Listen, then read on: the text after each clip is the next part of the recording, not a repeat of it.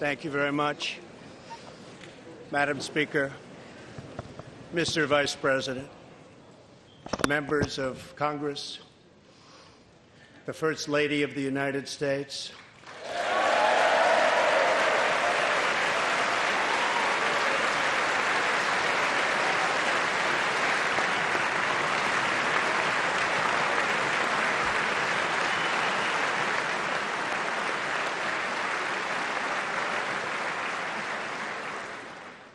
and my fellow Americans.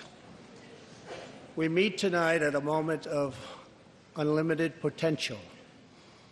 As we begin a new Congress, I stand here ready to work with you to achieve historic breakthroughs for all Americans. Millions of our fellow citizens are watching us now gathered in this great chamber, hoping that we will govern not as two parties, but as one nation.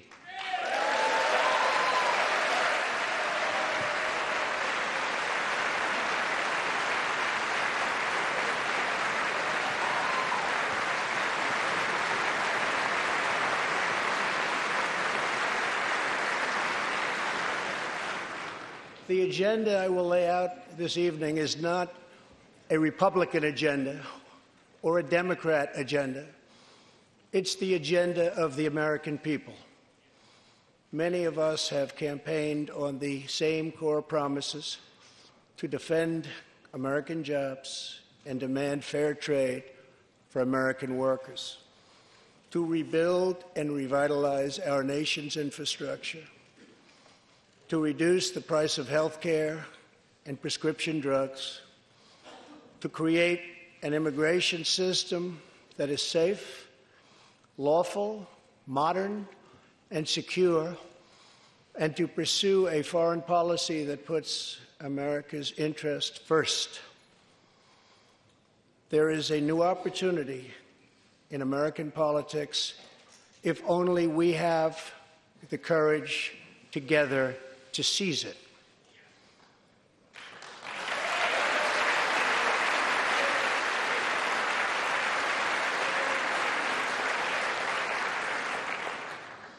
Victory is not winning for our party. Victory is winning for our country.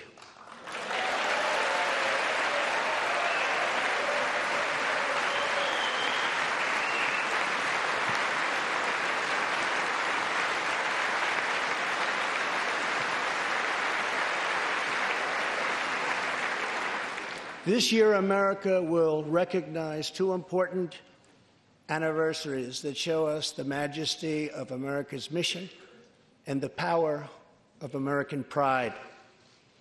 In June, we mark 75 years since the start of what General Dwight D. Eisenhower called the Great Crusade, the Allied liberation of Europe in World War II.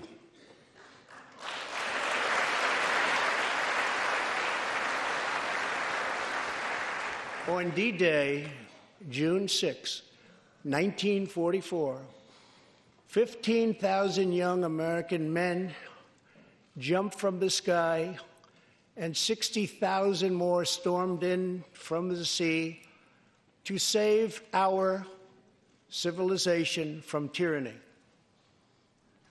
Here with us tonight are three of those incredible heroes: Private First Class Joseph Riley, Staff Sergeant Irving Locker, and Sergeant Herman Zaitchik. Please.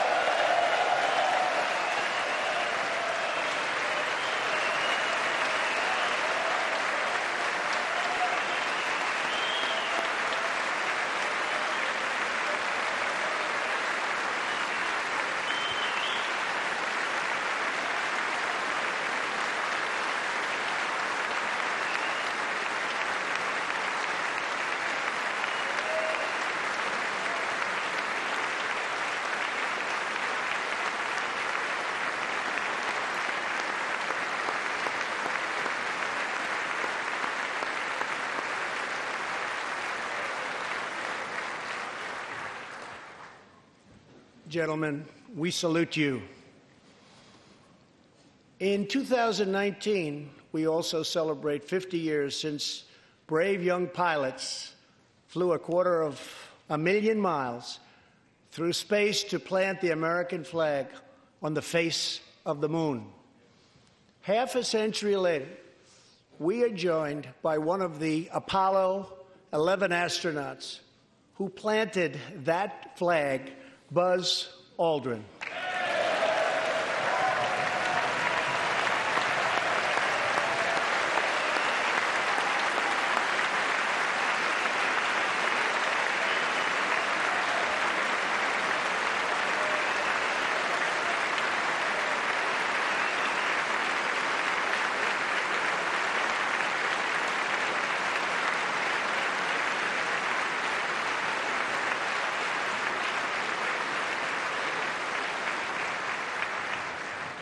Thank you, Buzz.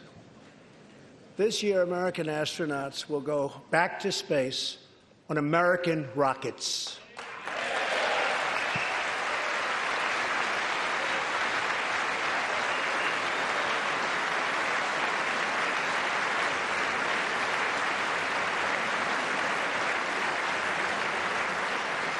In the 20th century, America saved freedom, transformed science, redefined the middle class, and when you get down to it, there's nothing anywhere in the world that can compete with America.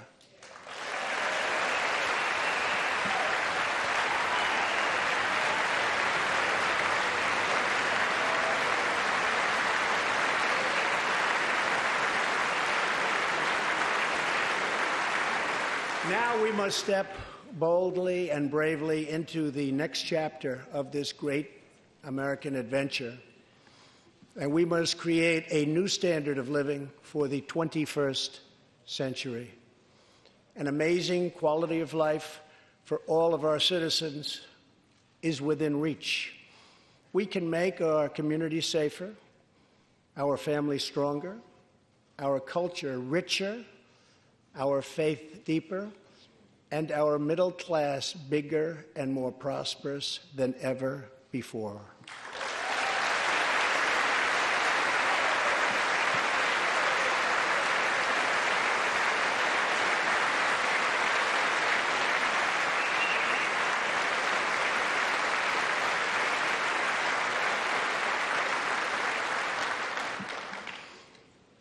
But we must reject the politics of revenge, resistance, and retribution, and embrace the boundless potential of cooperation, compromise, and the common good.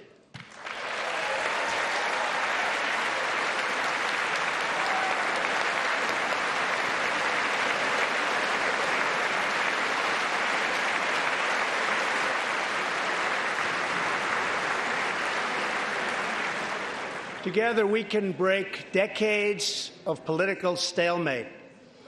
We can bridge old divisions, heal old wounds, build new coalitions, forge new solutions, and unlock the extraordinary promise of America's future. The decision is ours to make. We must choose between greatness or gridlock, results or resistance, vision or vengeance, incredible progress or pointless destruction. Tonight, I ask you to choose greatness.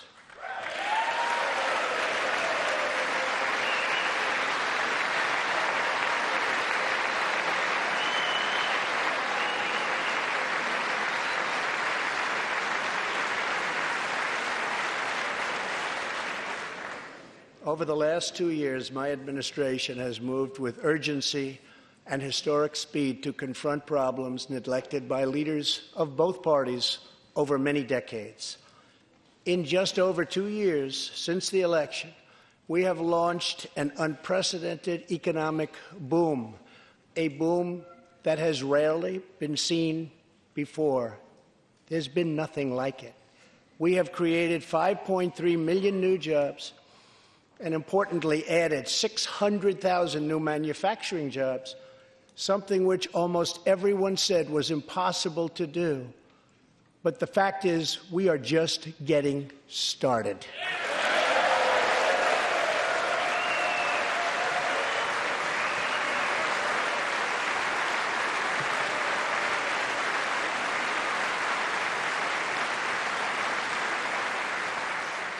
Wages are rising at the fastest pace in decades and growing for blue-collar workers who I promised to fight for. They're growing faster than anyone else thought possible. Nearly 5 million Americans have been lifted off food stamps.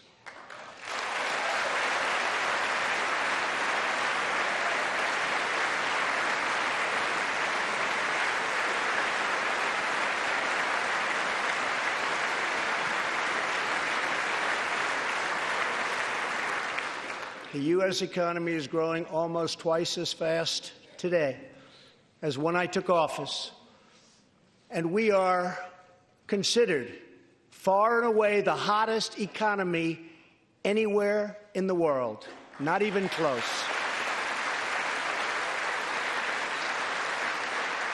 Unemployment has reached the lowest rate in over half a century.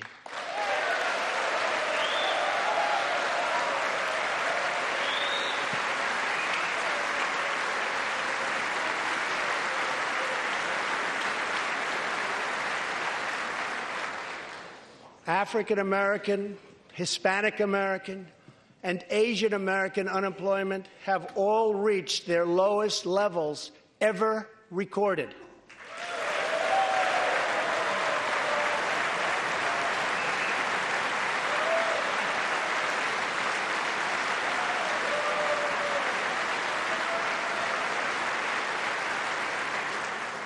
Unemployment for Americans with disabilities has also reached an all-time low.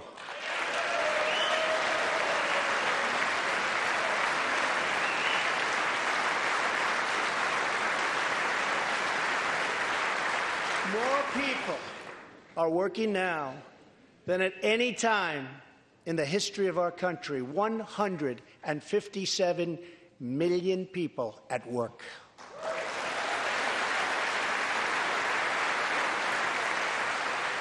We passed a massive tax cut for working families and doubled the child tax credit.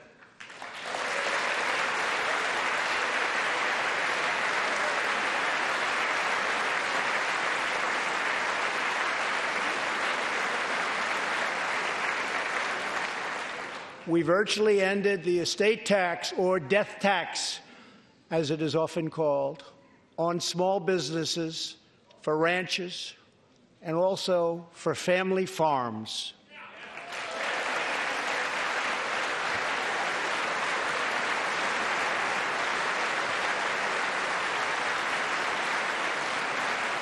We eliminated the very unpopular Obamacare individual mandate penalty.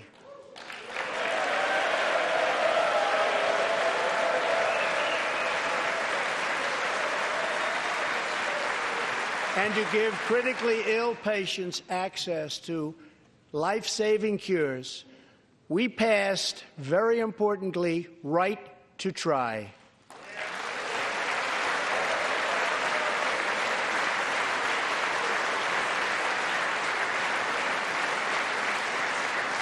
My administration has cut more regulations in a short period of time than any other administration during its entire tenure.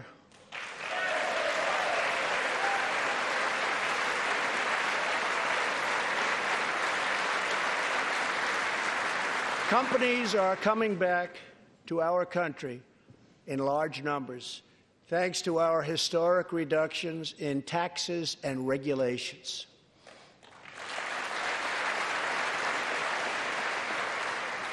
And we have unleashed a revolution in American energy.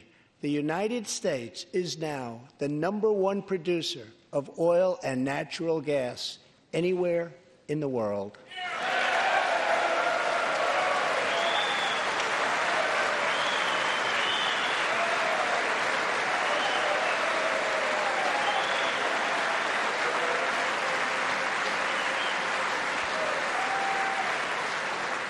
And now, for the first time in 65 years, we are a net exporter of energy.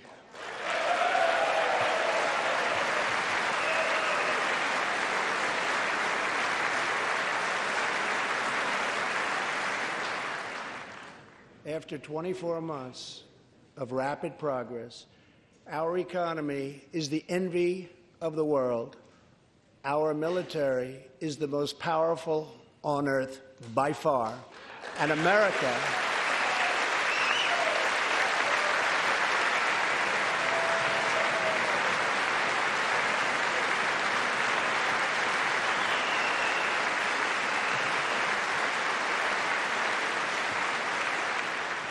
America is again winning each and every day.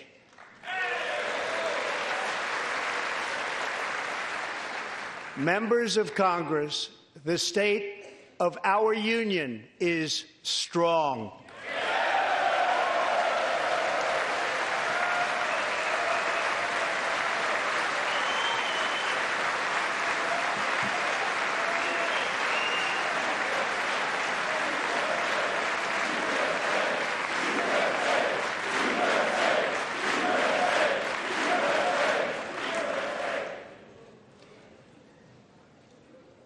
That sounds so good. Our country is vibrant, and our economy is thriving like never before. On Friday, it was announced that we added another 304,000 jobs last month alone, almost double the number expected.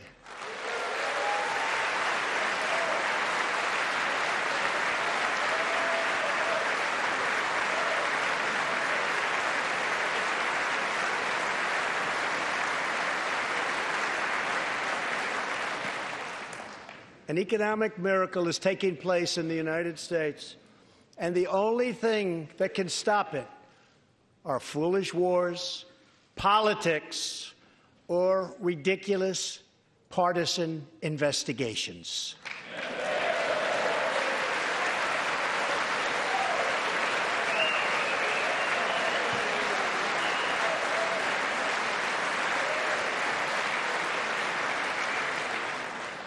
If there is going to be peace and legislation, there cannot be war and investigation. It just doesn't work that way. We must be united at home to defeat our adversaries abroad. This new era of cooperation can start with finally confirming the more than 300 highly qualified nominees who are still stuck in the Senate, in some cases years and years waiting. Not right.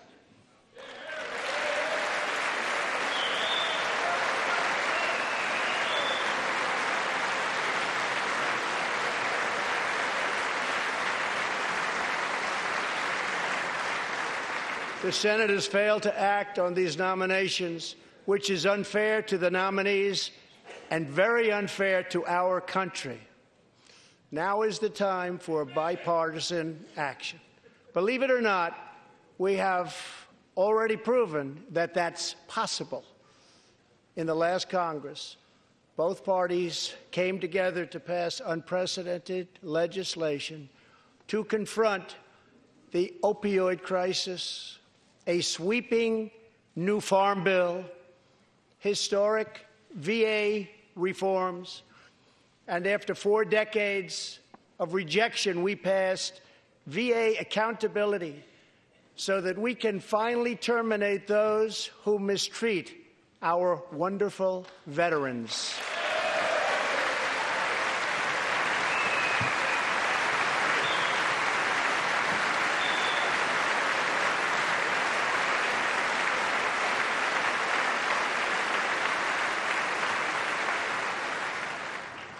And just weeks ago, both parties united for groundbreaking criminal justice reform. They said it couldn't be done.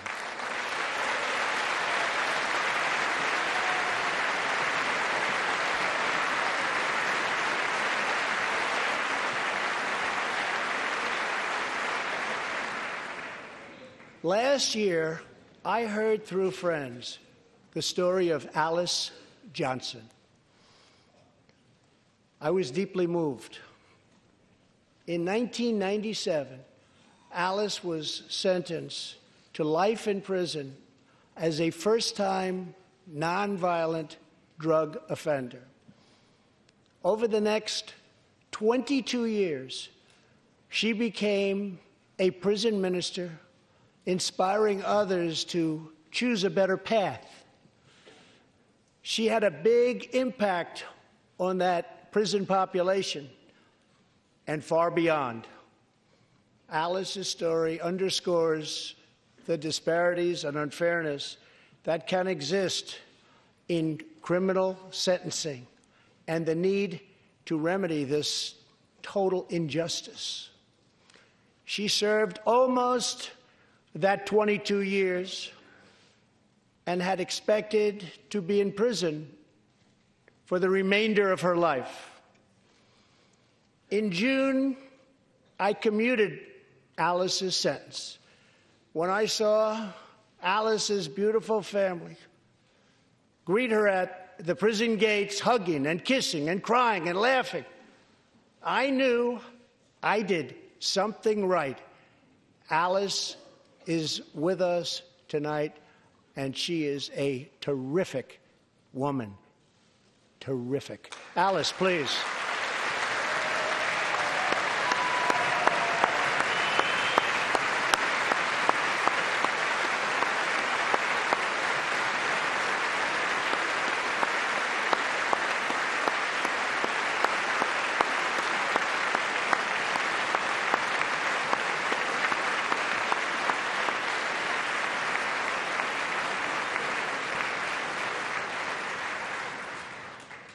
Alice, thank you for reminding us that we always have the power to shape our own destiny. Thank you very much, Alice. Thank you very much.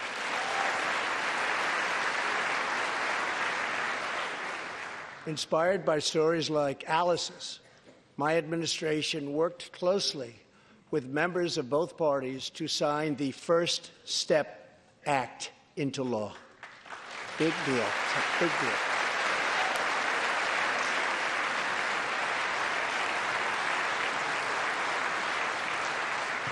This legislation reformed sentencing laws that have wrongly and disproportionately harmed the African American community.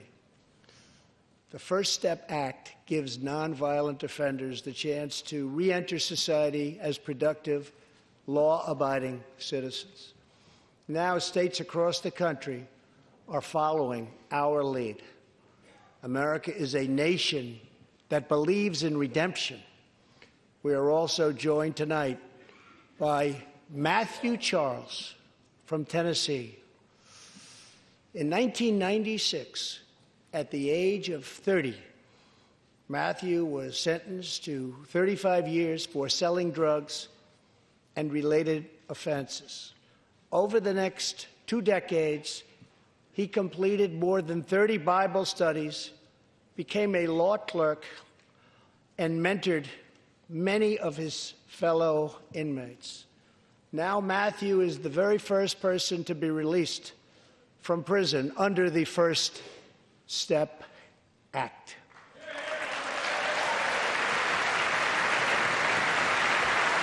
Matthew, please.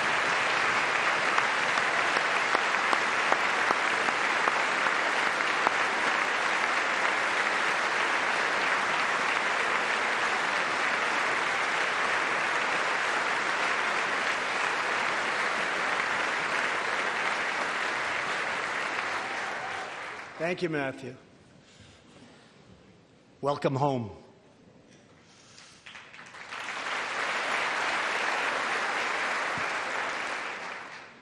Now, Republicans and Democrats must join forces again to confront an urgent national crisis.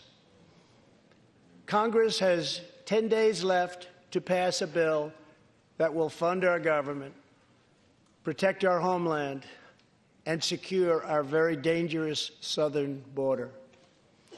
Now is the time for Congress to show the world that America is committed to ending illegal immigration and putting the ruthless coyotes, cartels, drug dealers, and human traffickers out of business.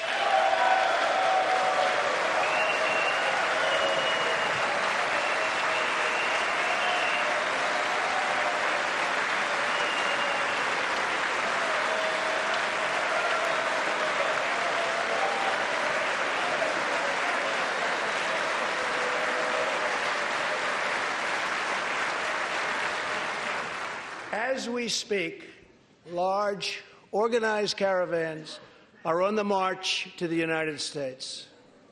We have just heard that Mexican cities, in order to remove the illegal immigrants from their communities, are getting trucks and buses to bring them up to our country in areas where there is little border protection. I have ordered another 3,750 troops to our southern border to prepare for this tremendous onslaught. This is a moral issue. The lawless state of our southern border is a threat to the safety, security, and financial well-being of all America. We have a moral duty to create an immigration system that protects the lives and jobs of our citizens. This includes our obligation to the millions of immigrants living here today who followed the rules and respected our laws. Legal immigrants enrich our nation and strengthen our society in countless ways.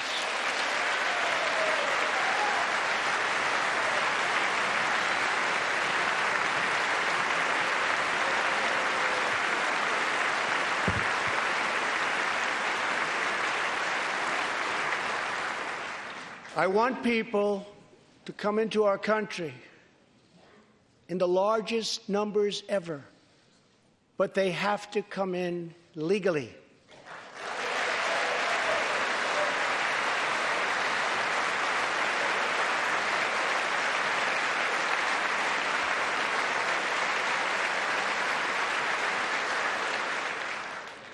Tonight, I am asking you to defend our very dangerous southern border out of love and devotion to our fellow citizens and to our country.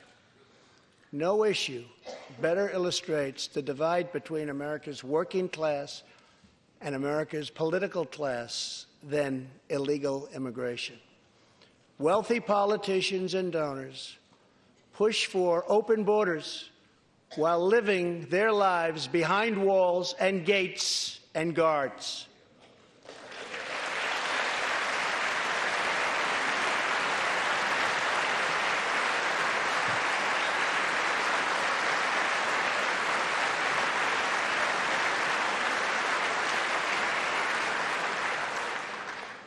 Meanwhile, working-class Americans are left to pay the price for mass illegal immigration.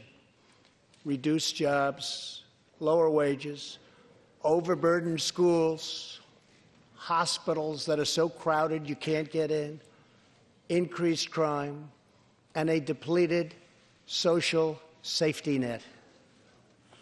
Tolerance for illegal immigration is not compassionate.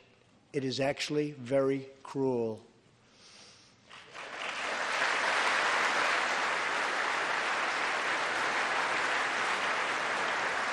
One in 3 women is sexually assaulted on the long journey north. Smugglers use migrant children as human pawns to exploit our laws and gain access to our country. Human traffickers and sex traffickers take advantage of the wide open areas between our ports of entry to smuggle thousands of young girls and women into the United States and to sell them into prostitution and modern-day slavery. Tens of thousands of innocent Americans are killed by lethal drugs that cross our border and flood into our cities, including meth, heroin, cocaine, and fentanyl. The savage gang, MS-13, now operates in at least 20 different American states, and they almost all come through our southern border. Just yesterday, an MS-13 gang member was taken into custody for a fatal shooting on a subway platform in New York City.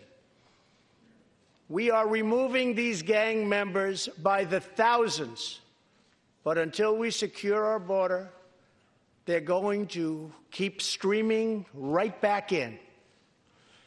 Year after year, countless Americans are murdered by criminal, illegal aliens. I've gotten to know many wonderful angel moms and dads and families. No one should ever have to suffer the horrible heartache that they have had to endure. Here tonight is Deborah Bissell. Just 3 weeks ago, Deborah's parents, Gerald and Sharon, were burglarized and shot to death in their Reno, Nevada home by an illegal alien. They were in their 80s and are survived by 4 children, 11 grandchildren, and 20 great-grandchildren. Also here tonight are Gerald and Sharon's granddaughter, Heather, and great-granddaughter, Madison. To Deborah, Heather, Madison, please stand. Few can understand your pain. Thank you, and thank you for being here. Thank you very much.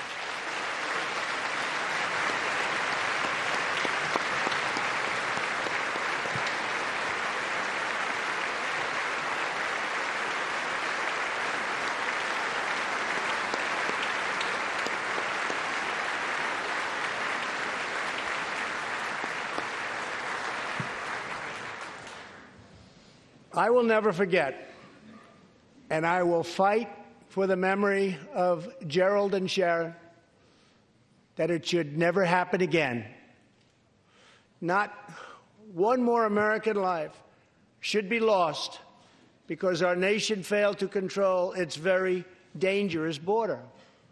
In the last 2 years, our brave ICE officers made 266,000 arrests of criminal aliens, including those charged or convicted of nearly 100,000